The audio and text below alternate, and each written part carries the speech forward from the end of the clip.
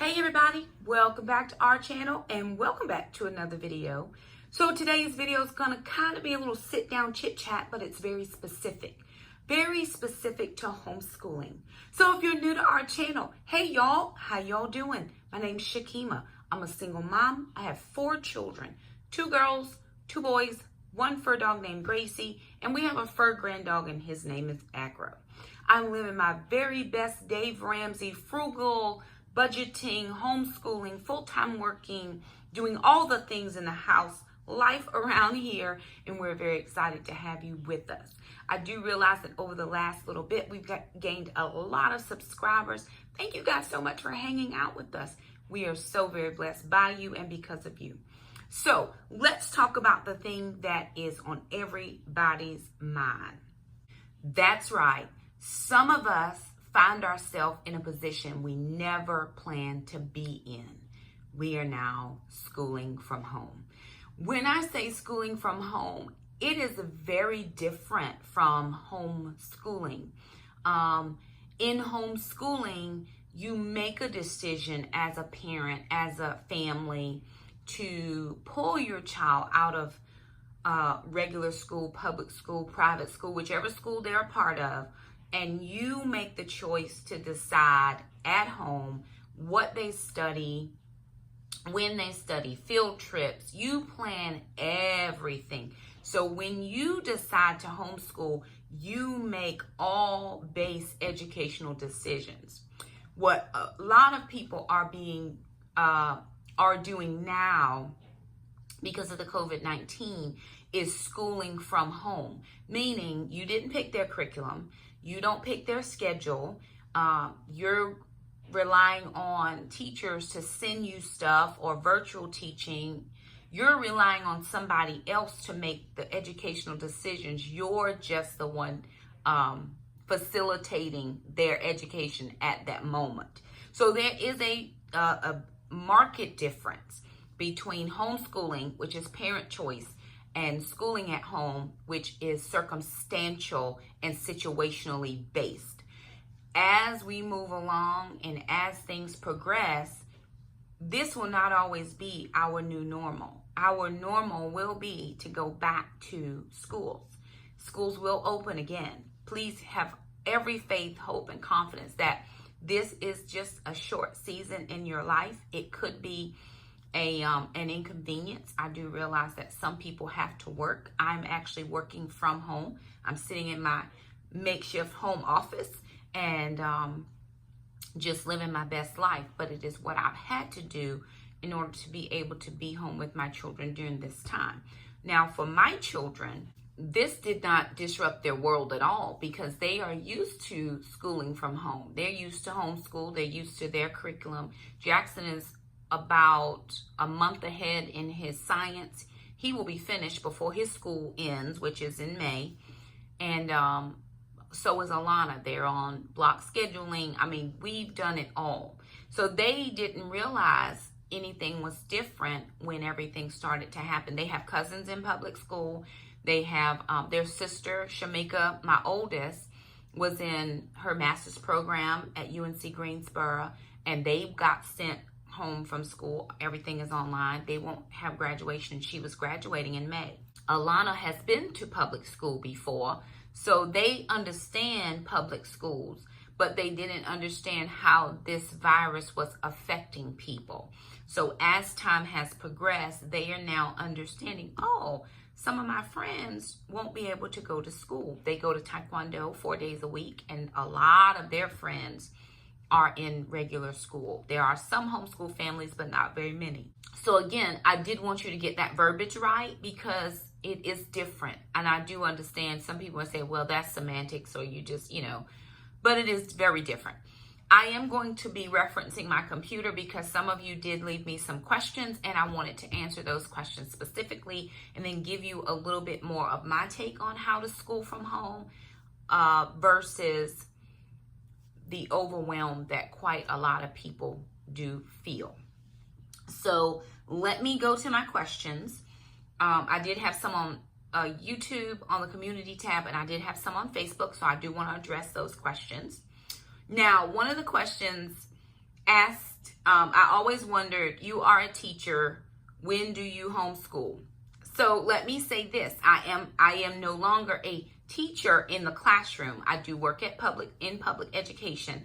I am a career development coordinator, but I was in the classroom for 22 years. Now, I still go into classrooms, but I'm not the primary teacher in that room. I go through social studies classes or science classes, and I teach career development.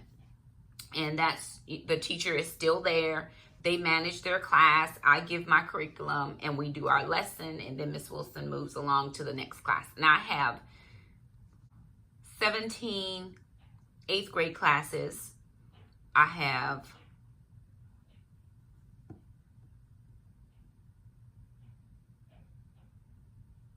19 7th grade classes. I have 3 schools of 5th graders, 4 schools of 5th graders, and I can't count the 6th graders. So I do have a lot of students that I see all week, every week. I'm in somebody's class. I try to be in classrooms as much as I possibly can. So the question is, because I teach, when do I homeschool? The reason we started homeschooling was because we wanted a Christian-based education. That was the only reason.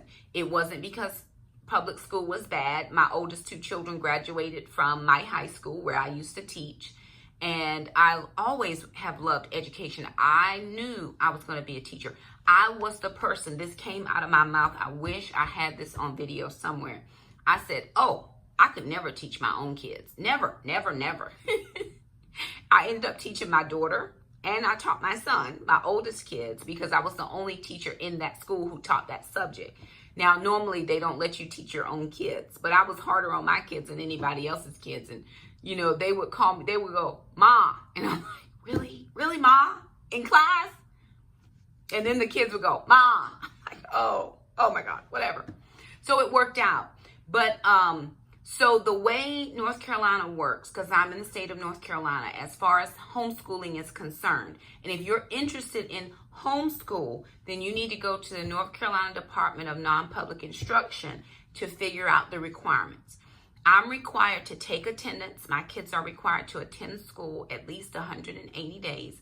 Now, Jackson will not attend school 180 days, but all of his curriculum will be done. So he'll do curriculum, and then we will do like elective classes for the rest of the time, because he's about a month ahead of science, and he'll finish. So I'm required to take attendance for 180 days. And then I'm required to test them at the end of their semester. Now, some people do, 180 days. They do this year term, depending on whenever you want to start. You can start in January and go to September. You make that schedule. Some schools do year round. Some homeschools are year round. They, go on for 6 weeks. They're off for 2 weeks, on for 6. You make your you make your schedule in North Carolina. So, I'm not required to school them from 8 to 3. I can school from 4 to 7 or 5 to 9. We have sometimes schooled from 10 to midnight, just depending on your child. I have a friend, I'm involved in a group on Facebook. It is specifically for African Americans. It's called African American Homeschool Moms. And her name is Sunny, and Sunny worked third shift, and her kids had school from midnight to like 3 a.m. in the morning, and that was their shift. They were used to mom being up. They were up, and they slept later in the daytime.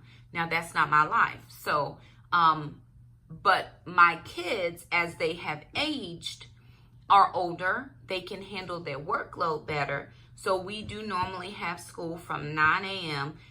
We either start at 9 or 10, and then they'll go till about 1, 2, or 3, depending. They will have lunch in there. They have snacks. In the very beginning of homeschool, we had classes in the morning, early, because I'm a morning person. Let's get it done. And I would set their schedule. They went to sitters. They went to a sitter while I went to work.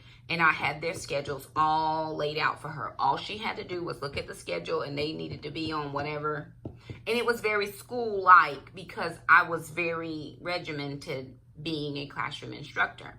Now, over the years, we have found our rhythm, found our groove, and I do not have to regulate anything. My kids are just older. When you have smaller kids, it's a little bit more challenging. But we also will school on weekends. If they, for some reason, are unable to get their curriculum done during the week, then they have Saturday school, or they could have a Sunday school. And it doesn't matter that it's the weekend. We just have things that need to be accomplished by the end of the week that we set. So that's how I do it. I still love public school. I will always love public school. I will always work in public school. It was just that biblical base that we wanted for curriculum that I wanted to make that choice about. And we were actually going to put Alana in a private Christian school, and I found out I was pregnant with Jackson. And I knew I couldn't afford daycare and a private Christian school. So I had to decide. Daycare, because I still had to work. I was still married at the time. And then Alana went to public school. So she went to 4th grade. And then after 4th grade, we pulled her out. Jackson has never been to public school at all. So that is when I do it. Again, weekends, nights, Mondays, because our schedule is so full with Taekwondo. We don't do anything on Mondays. Monday after I get off work, there is no activities. Monday is homeschool day.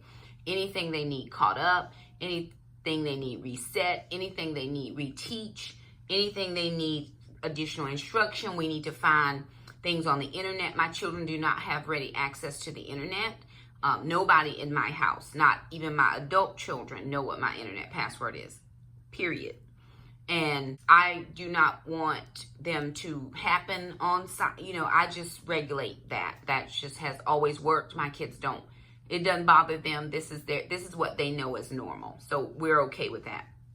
But Mondays is our day. And again, as much as they do Taekwondo, their Taekwondo instructor knows you will not see us on Monday, because that is a day for us to get everything caught up, anything they need, projects, any type of additional research. If I need to do additional instruction any other day, we will do that. My kids do a lot of reading, and they read in the car, but we read through audiobooks. And I will get them audiobooks from the library, because we do go to the library. I have an educator card from my local library that allows me the privilege of checking out quite a few more books than I could on my regular card, and we get to keep them for 2 weeks longer. So instead of 4 weeks, we get to keep them for 6 weeks. My kids love the library. They love going to the library. And we usually do library on Mondays. Monday's our library day, because they stay open till 8 o'clock. So we can go over, or sometimes we'll go on Sundays after church. And so they'll get enough books to last them for 6 weeks. And then after 6 weeks, we'll return everything and we'll get a new batch. So my kids do a lot of reading, or we'll find a book we all want to read together. And as we're driving, we read. And we've done quite a few books like that. So that's when I do it, because I'm not regulated by time in North Carolina. I'm only regulated by days. And because I do, one of the ways that I was trying to make sure that I stayed within the days regulation is they have they have homeschool on their computers, and we have to go in and automatically check off the days they had school. Now, they are set up on my school schedule and calendar. So whenever I have an off day from school, they have an off day from school. Whenever I'm on spring break, they're on spring break. And the reason I do that is because I don't want to have to be bound by them having school, and I've worked all week and I want to have time off just to do stuff with the kids. However, I have school during spring break. I have school during Christmas break. I have school in the summer. One year, me and Alana went clean all the way through till July. And I said, somebody please release me from school. And all of my homeschool friends says, you are released. Call it a year. It's over. It's probably the first or second year we homeschooled, because she was struggling in math. It was 7th grade year. So the second year, it was like, man, I'm done with algebra. I'm done with this. I'm done with the kid. I'm done with all of it. Let me go. But as I said, as we have moved along in our homeschool journey, things have gotten easier. My kids have grown. They really have taken ownership. I think freshman year, Alana had her best year ever. I took her from having 5 subjects all year long to having 4 and 4. She had 4 subjects for the first semester and 4 subjects for the second semester. She did not feel that pressure of math every day, and it went well. That was a long answer. I do apologize. I may have to do this in chunks. So this question says, how do I get started and what's the best curriculum? So here's how you get started. Depending on what state you're in, go to your state's website and figure out, this is for homeschool, figure out what the requirements are for your state. I know some states are as lax and some states are very regimented. I know in Maryland, you have to have a portfolio. You got to meet with an outside person who comes to your school and they go through all your records. You got to be audited and all the things. In Texas, you register your school. That's it. In North Carolina, once your kids turn 7, you must register your school with the state. You have to then, every year that your school is still in operation, you have to go in and make sure you update that file. You don't have to reapply every year. Just have to update that file to make sure that you change their ages and the grades that they're in. You keep attendance records on file. You keep, I keep their EOGs or EOCs on file. And then if we're ever audited, then they can come in and look at my portfolio. When Alana went to 9th grade, I decided to keep her transcript. So all of her classes, all of her grades, because her curriculum grades for me. That was one of the things I needed, being a working single mom.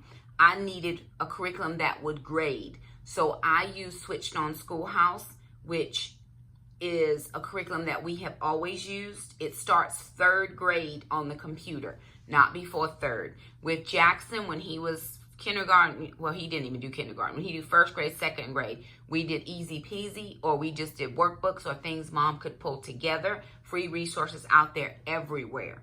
But once they get in 3rd grade, they get their computer, they get logged in, and we live our best life. They also have, I do the CD load, where I have the curriculum on CD, or it comes on a flash, and I load their computer on. They also have a sister curriculum called Monarch that you can do online. It's the same curriculum, it's just online, but I don't want my kids to have internet free access, so I put all of their stuff in one shell, their computer, and that's all they have access to. As far as best curriculum, you're the person who can decide what you want your kids to learn. I always do the big 4. They have language arts, they have science, they have social studies, they have math. And then what else can we add in? In the younger group or younger years, you do writing, we do art. If they're musically inclined, they do music, PE. My kids get a PE credit. Alana does like community theater, so she gets a theater credit for community theater. They're now both doing a language, so that's foreign language. Shamika's going to be doing she'll start next week with them with American Sign Language. That's a foreign language or another language. So outsource those things you can't teach. I have another friend of mine who is very fluent in Espanol. She's reached out and said, hey, if you want your kids to do Spanish, let me know. We'll come up with a fee or a price or whatever. Barter and trade as you can.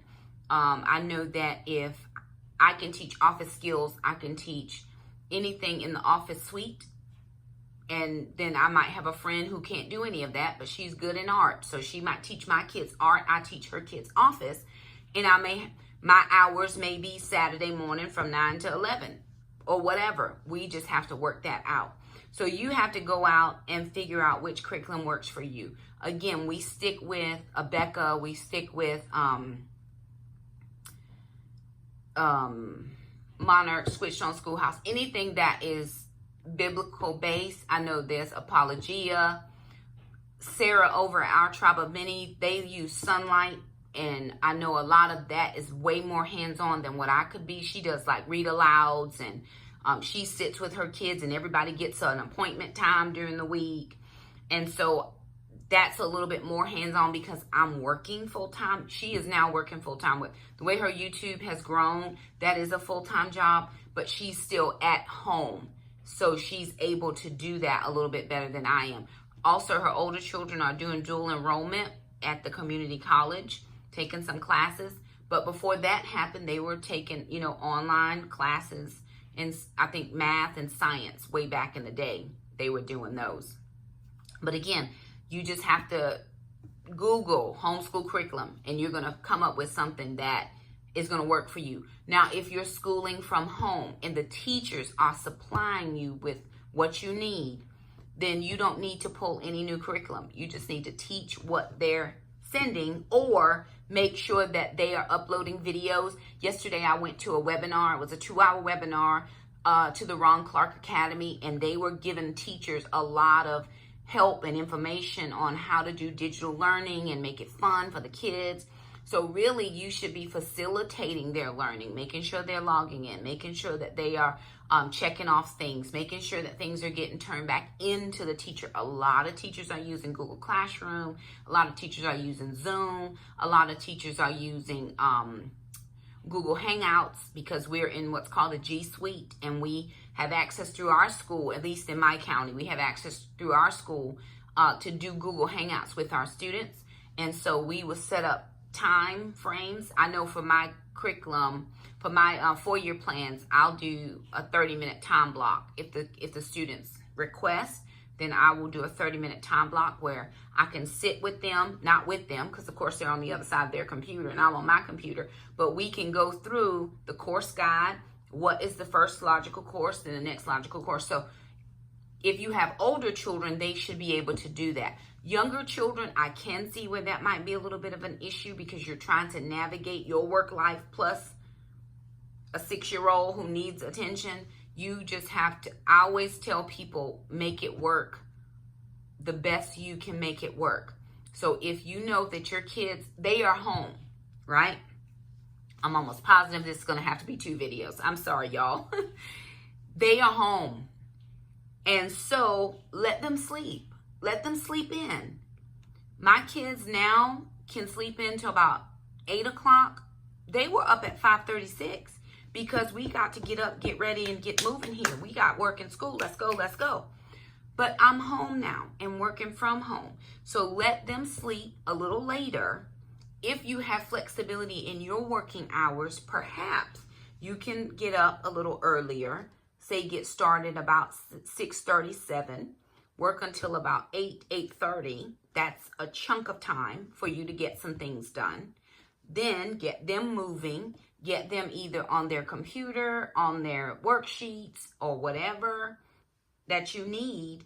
And then you can have another chunk of time. That may take an hour to get breakfast, get them dressed, if you have little kids. Then you want to chunk them.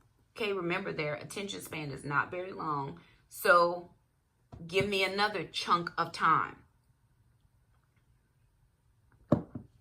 It just works out so much better when they know.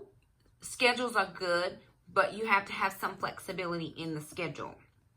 Now, my kids, since mom is home, they think they can be real flexible. So we usually start about 10 o'clock. By lunchtime, which our lunch every day starts about noon, 12:30. They are finished or just about finished and don't need much more time. After their curriculum is done, then they have options. We don't do screen time unless they're doing, like Jackson's been doing Kids Art Hub. He's been doing Mo Willems with the doodle guy. He just catches them the day after because we don't stop in the middle of our day to catch them live.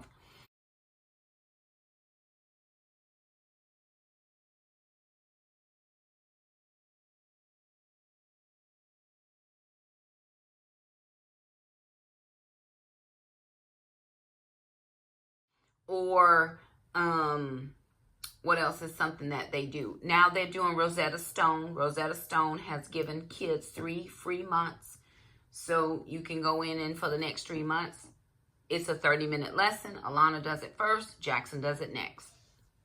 They're also doing writing. My kids have fallen in love with writing. They love to read, but Alana loves to write. And now Jackson is his creative juices are going.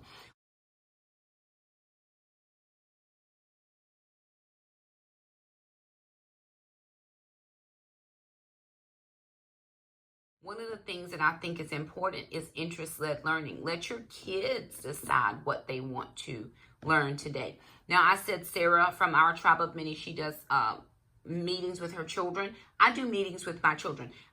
We don't do like individual one-on-one unless we have to, but I'll give them options and choices, or we'll discuss things. Okay, where are you guys at right now, and what do you think is best, and how do you feel, and how can we proceed? And what about this option? Sometimes if we don't always agree, I say, okay, well, let's get some options. What are our options? We can do this or we can do this. And then when they feel like they're a little bit more involved, they have ownership of that piece for them, and it works out better. The one thing that I can tell you is this: you will never be able to mimic school, right? Because in a classroom, you have a teacher, she has at minimum 15 students. She could have up to 25. I had 28 computers in my classroom, 28 kids. For the time frame that those kids are in there after my instruction, and if I need to get to every one of those students, my time is like this with the kid. But if it's just me, one teacher, and one or two students, now my time is like this. So we can get, those kids are busting through stuff. So what are their alternatives after they are done with all the work that the teachers have sent them? That's when you pull in their elective things. That's when my kids, okay, we're not in Taekwondo, but you still know those drills. I'm going to need y'all to run them drills. And so they're still getting PE. My dog is she is living her very best life because she is able to get long walks and stretches. Listen, there is a class in pet grooming. They need to know how to cut toenails. They need to know how to clean ears. They can give baths. Everything you do in homeschool is a lesson. I do not do breakfast. I do not do lunches. They have home ec. They know how to measure. They know how to work the stove. They know how to, what's good heat, what's not good heat. As soon as Jackson was able to take a pan out of the oven, we were done. Mom was done. The end. Hello. I do cook dinner, but those other meals while I'm trying to work, they have to do that. Now, the way my desk is set up, I have a pass-through kind of in the middle. I have a, where you put your feet, but on the other side, it is all the way open as well. So Jackson was working on typing the other day, and I was using my computer because I had school, but he was on the other side of my computer. His computer was back to back with my computer. He was working, I was working. Sometimes you have to rearrange your space to fit the number of kids that you have. Is it inconvenient? Sometimes it is, but sometimes proximity helps them to be productive. So if they're close to me, then we can get something done. On the other side, from where I am right here, on the other side, there's another little lip where Alana could put her computer, and she could work there as well. So you have Mom, you have Jackson, you have Alana. We're living our best life. Now, to be very honest, my kids love to sit on the blue sofa. They sit on the blue sofa. They cross their legs. Jackson's reclining doing school. Alana, she's so Miss Prim with her school, but they get it done. They may not sit at the kitchen table or sit at the desk. They may need frequent breaks. Sometimes Alana gets very tired. She may need, and she has this option, if you're tired and you can't focus, close your computer and go lay down for 30 minutes. Or she laying down in the middle of the day. It's how her body functions. Jackson is up. When he up, he up. That's it, the end. I could try to get him to take a nap. Not going to happen. Alana, she will sleep. And that's okay. She wakes up. She's refreshed. Back to it. So you have to be flexible in that aspect because not every kid is the same. So don't expect because this one does something, this one is going to do it either. What else did I want to say about that? Let me see if I can answer another question. Is how do you keep your younger kids motivated to do their work? Incentives work very well. They want to do their thing, then they have to do my thing. And I do incentive with my kids. My kids love, love, love working on their books. Both of them are writing a book. And they have just been introduced to Google Docs. And now they can go and type all their stuff. However, you cannot do any working on your book until my curriculum is done. And then you can earn time to do the things you want to do. There can be a treat box, a goodie bag. Listen, teachers have goodie bags. We have the candy jar or the treasure box. Get a treasure box or find what they like, what they love, and use that. Even if you have to sit it on your teacher desk and they are looking at all of the beautiful colors of the jelly beans. And they're like, Mom, can I have a jelly bean? Yes, lovely, as soon as you get that worksheet finished or whatever it is that you want them, or maybe they earn coins and at the end of the week, they can cash out their coins for screen time, Xbox, their favorite YouTube videos or their favorite show. One of my friends, her name is Jennifer. She's a librarian at one of my schools, and she had a great idea. She said, and maybe it was her, or maybe I saw it somewhere else, but I thought it was a good idea anyway. I'm giving her credit. But if your kids want to watch a show, perfect. But for every show you watch, you have to then write a synopsis. You have to write a summary about what the show was. And you can tell them, I need no less than 8 sentences, all capitals. Make sure you got your punctuation correct if you want the show. If you don't want the show, no summary. But if you want the show, I get the summary. And then right in there, you got English language arts. Are they capitalizing? Are they period? Do their subject and verbs agree? Are they using third person when it should be first person? You can go back then and do that and correct and figure things out. But every kid loves a prize. Every kid loves a treat. You'd be very surprised what little stamps do, right? Every time they get it right, stamp their hand or stamp their paper or whatever. You do not have to be a teacher to teach. What I'm saying is you do not have to have a teaching certificate. It's all about making sure, because kids are sponges. They're going to absorb all of it. Every little thing you do is a teaching experience. So yesterday was Friday, and it was the end of our homeschool week. So I had my kids sit on the bed and tell me, as I was videoing them, how your homeschool week went. What did you think went well? What did you think need improvement? And what are we doing for next week to move forward? In that 10-minute video, they were practicing public speaking. They were practicing eye contact. They were practicing enunciation, pronunciation, diction. They were practicing all of those things. And people are like, that's not school. It is school. They're going to take a speech writing class. Don't worry. If they go to college, they're going to take it. But you already have trained them to do it ahead of time.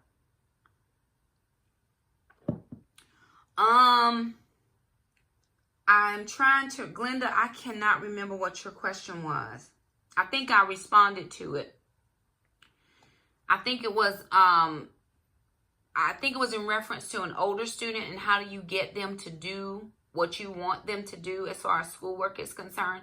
So here's the thing, right? And a lot of people don't agree with this, and how you parent in your home is how you parent in your home.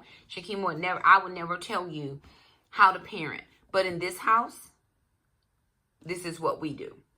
You are the adult. Those bills come in your name. Your paycheck and work hours is paying for all the stuff they have. And I'm not saying you have to be a hard parent. I was a much harder parent with my older kids than I am with my younger kids. But all of my children know the rules. Do not cross this boundary. The boundary is for this house. Everybody goes to school. Everybody does their work. Everybody turns it in. Everybody does well. That's for this house. You have to establish those boundaries way early. And I think it starts from growing up.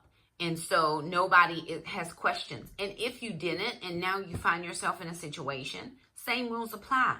What we do in this house. Because what you do at somebody else's house, and if it doesn't get done in this house, you are not going to somebody else's house. Listen, I take all privileges away. If something is not done according to the way it needs to be done for this house, then we need to sit down and address. Perhaps your schedule is just overfull. So we cannot go to Taekwondo one extra day this week and you can get your things done. Perhaps you have too many up hours, so you may need an adjustment in your bedtime. Perhaps we might not need screen time this week. We might need to do some additional physical activity or something. I mean, I can't tell you what to do or how to do it. I'm just saying establish the boundaries and the guidelines for what's going to happen in your home. That's your job as a parent. That's what you're required to do. Because if you don't set the boundaries, somebody else outside of your control will set the boundaries for your children. And it may not always be in the bestest of situations. So I set boundaries with my kids. Even my older adult children, I have a 30-year-old and a 23-year-old, trying to actually be 24 next month. They do not question boundaries in this house. Now, when I go to their houses to visit, they can do whatever they want. That's where they live. Here, in my space, we will not do anything that disrupts the harmony of this house. I hope that, I don't know. Some people might say, oh, she's crazy. I'm just saying, I got to have harmony in this house. And it's hard fought. You know what I mean? Because I have worked hard. I've worked a lot. I have done my best to raise my children, and I'm not going backwards. We're going to maintain and establish what works in this house, and that's what we're doing. Join some Facebook groups, but don't become overwhelmed. There is a lot of stuff out there. We don't need everything. We just need 1 or 2 little ideas that are going to help us make it through these next couple of months. So do not... everything is not for you. There's 1 or 2 things that I can do well instead of doing 5 or 6 or 7 things not so well. So pick the things that work. If scheduling works, if the early bedtimes work, make sure your kids are properly fed. Sometimes a lot of the over-processed foods they're sluggish, they're not thinking clearly, because it's how we are. It's how our bodies relate to food. And so I notice when I change my eating and change my kids' eating, some stuff changed. Now, I can always tell when they have had something they shouldn't. And of course, we don't have anything in the house they shouldn't eat. But if they go to a youth group or we go to a sharing life, when we were able to go places, I don't regulate what they eat, but then I can always tell they're dragging and oh my God, and they're just brain fog, and it's what they've been eating. So look at what they're eating and figure out if that is something that they should or shouldn't be eating, and then make an adjustment. So I hope those tips were helpful. I do plan to do a video number 2, because the video just will be an hour long if I keep going. So I have a few more questions. I will jump back on and do part 2 of this. So this is just part 1. These are all the questions that were on the YouTube community tab. So perfect. Hope it was helpful. If you have any questions, just leave me a comment down below. Be happy to help you as best as I can. Remember, are you homeschooling or are you schooling from home? That will determine how you move forward. Either one is perfect. Do what works at your household. Don't not do anything. Figure out what you can do and work that. So it all works out well. So again, thank you guys so much for stopping by. We hope this video was helpful. If it wasn't, maybe the next one will be. If you like it, thumb it up. Don't forget to subscribe, and we'll see you next time. Bye now.